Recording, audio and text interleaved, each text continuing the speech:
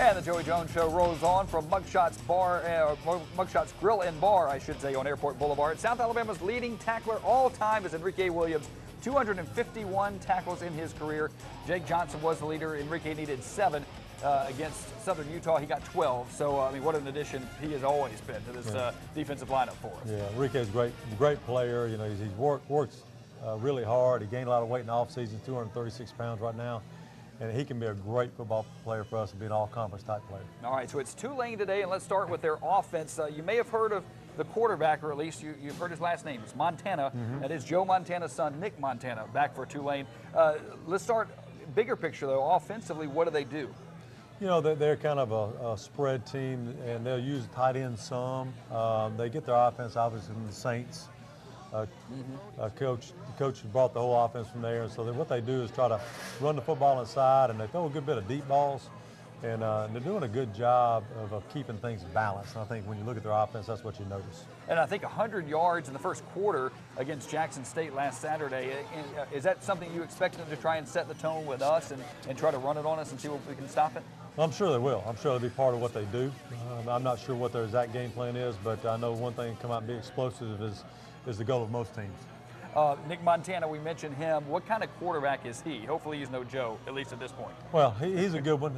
He's a guy that, you know, the first game was the other night, and he came in, I thought, ran the offense really well, and I think he was 6 for 14, so they didn't have to throw the ball a ton because they were running the ball so well. But hopefully we can stop the run and see what we can make him do throwing. And not coach speak here, but this is a Tulane team that won 2 last year. They're better this year, don't you They think? are. They got more players. You look at their defense, and I think 3 of the guys are on their defense from last year, so they've replaced those with a lot better players. Offensively, bringing the quarterback in is really helpful.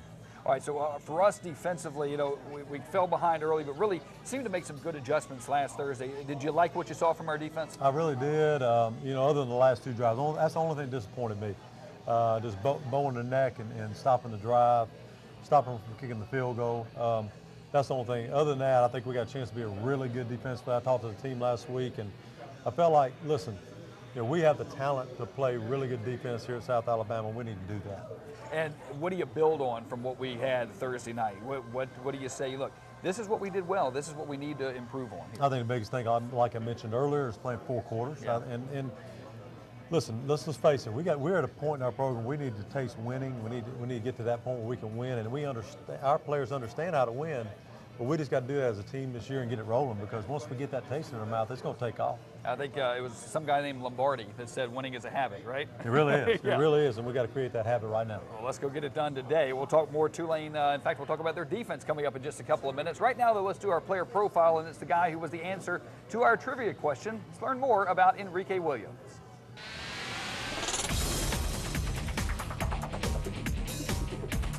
As far as the weight rooms, like when we first got here, we was sharing weight rooms with the ROTC. Now we got our own field house and own practice facilities and different jerseys, new helmets, new gear, all kind of things. So I think we're going in the right direction.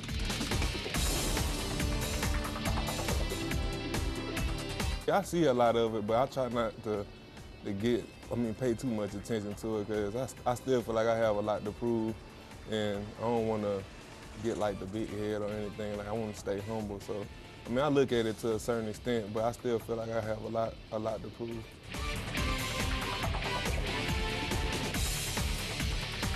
Try to play the role of like the tough guy on the team, and like whenever we need some, like a big play or big hit, I try to do that for my team.